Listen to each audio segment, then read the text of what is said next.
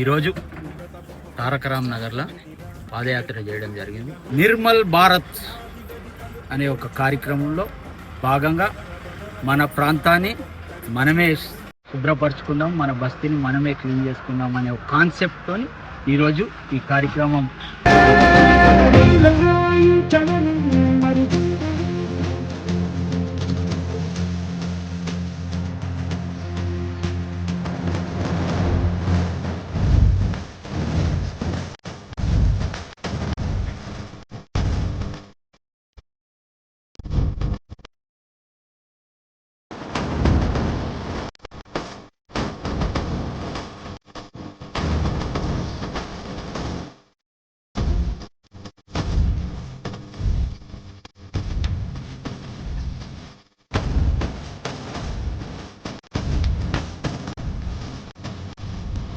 ప్రాంతాన్ని మనం అభివృద్ధి చేసుకోవాలి.